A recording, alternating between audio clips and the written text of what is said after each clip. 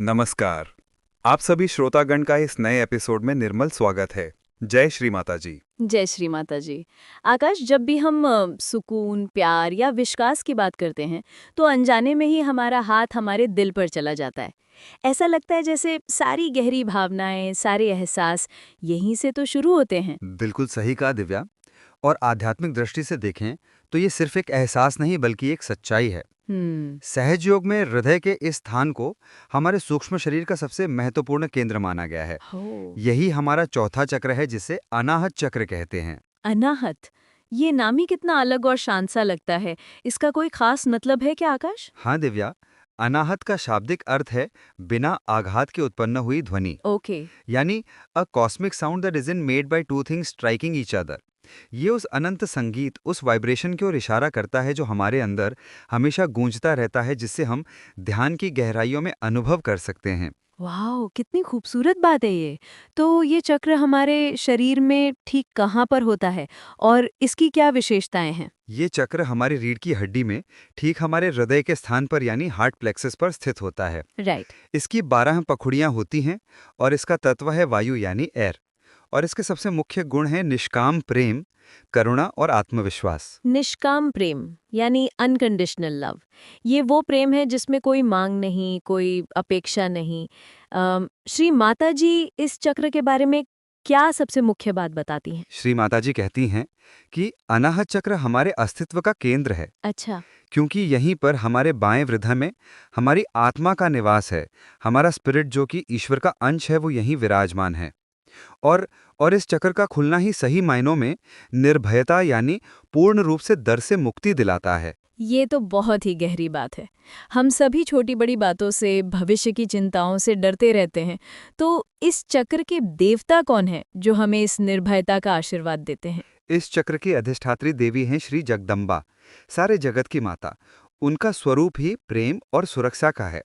श्री माता जी इसे एक किले के उदाहरण से समझाती हैं। हम्म। वो कहती हैं कि हमारा हृदय एक गढ़ यानी किले की तरह है, और अगर उस किले की रक्षक स्वयं देवी जगदम्बा हैं, तो कोई भी नकारात्मकता, कोई भी डर उसके अंदर प्रवेश नहीं कर सकता। कितना सुंदर विश्वास है ये।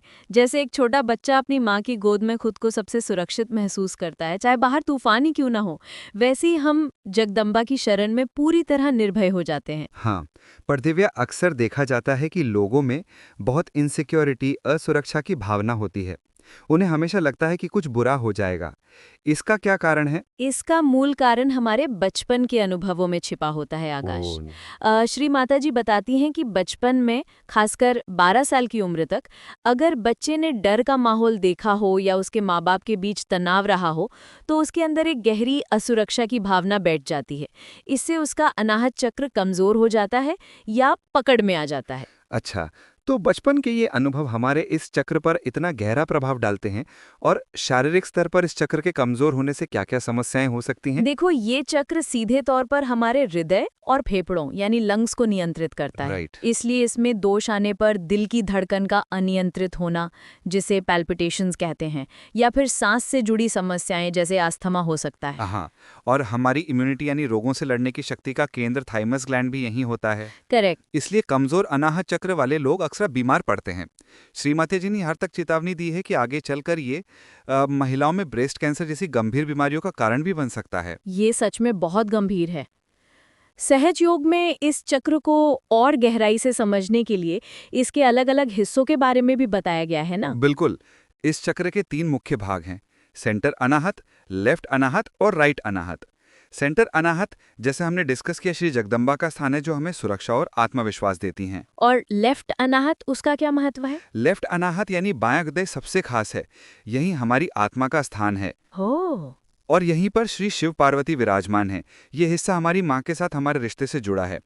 इसलिए श्रीमाता जी कहती हैं कि जिसका अपनी माँ से रिश्ता अच्छा नहीं, या जिसकी माँ ने जीवन में बहुत कष्ट उठाए हों, उसका लेफ्ट हार्ट कमज़ोर हो जाता है और वो इंसान अपनी आत्मा के आनंद को महसूस नहीं कर पाता। समझ गई। इसका मतलब हमारी आत्मा का आनंद हमें तभी मिलता है जब हमारा बायां हृदय साफ और स्वस्थ हो। और राइट अनाहत आकाश? राइट अनाहत हमारे पिता के साथ संबंध और हमारे कर्तव्यों को दर्शाता है। ओके। एक पिता का अपने परिवार के प्रति दायित्व, एक पुरुष का समाज में मर्यादापूर्ण आचरण, ये सब राइट हार्ट को प्रभावित करता है।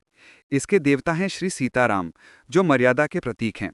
अगर कोई अपने पिता का अनादर करता है या अपने दायित्वों से भागता है तो उसका राइट हार्ट खराब हो सकता है। कितना इम्प्रेसिव और प्रैक्टिकल ज्ञान है। हर रिश्ते, हर कर्तव्य को अध्यात्म से जोड़ा गया है। तो अब सबसे जरूरी सवाल, इन समस्याओं से बाहर आने के लिए, अपने अनाहत चक्रों को शुद्ध और संतुलित करने के लिए हम क्या कर सकते हैं? सबसे शक्तिशाली और सरल उपाय है रोज ध्यान करना। जब हमारी कुंडलिनी माँ जागृत होकर अनाहत चक्र से गुजरती हैं, तो वो इसकी सारी नकारात्मक ऊर्जा को साफ कर देती हैं। इसके अलावा एक बहुत ही सरल क्रिया है, हम अपने दाहिने हाथ को अपने हृदय पर रखकर पूरे मन से प्रार्थना कर सकते हैं। कैसी प्रार्थना? मैं हम श्री माताजी से, जो कि आदिशक्ति जगदम्बा का ही प्रेममयी स्वरूप हैं, कह सकते हैं कि माँ, आप सारे जगत की माता हैं। कृपया मुझे निर्भय बनाइए और माँ, आप मेरे हृदय की साम्राज्ञी हैं। ये प्रार्थना हमारे अंदर सुरक्षा की भावना को जागृत करती है। और वो सबसे शक्तिशाली मंत्र जो श्री माता जी ने हम सबको दिया है, मैं शुद्ध आत्मा हूँ, I am the pure spirit, इसका इस चक्र से क्या गहरा संबंध है? ये इस चक्र के लिए सबसे मूल मंत्र है दिव्या। राइट। क्योंकि आत्मा यहीं रहती है। जब हम पूरे विश्वास और निष्ठा से कहते हैं कि मैं ये शरीर, ये मन, ये अहंकार, ये डर नहीं, मैं एक शुद्ध अविनाशी आत्मा हूँ, तो हमारा ध्यान सारी समस्याओं से हटकर हमारी आत्मा पर स्थिर हो जाता है। सही। और आत्मा का स्वभाव ही प्रेम, शांति और आनंद है। सही कहा। तो अनाहत चक्र को संतुलित रखने का सार ये है कि हम अपने अंदर स्थित प्रेम और करुणा को जागृत करें, अपने अतीत की बातों के लिए सबको मन से माफ कर दें और ये अटल विश्वास रखें कि जगत की माता, हमारी माँ, हमेशा हमारी रक्षा कर रही हैं। एकदम सही दिव्या, ये चक्र हमारे आध्यात्मिक विकास का दरवाजा है। रियली? बिना इसके खुले हम ध्यान की गहराई या परमात्मा के प्रेम के आनंद सागर में डूब ही नहीं सकते। ये हमारे स्पिरिट के घर का प्रवेश द्वार है। आशा रखते हैं कि आपको ये जानकारी और टॉपिक अच्छा लगा होगा। अपने विचार और प्रश्न हमें कमेंट्स के जरिए बता सकते हैं। अगले एपिसोड में फिर मिलेंगे एक नए टॉपिक के साथ। तब तक के लिए सभी को जय श्री माता जी। जय श्री माता जी।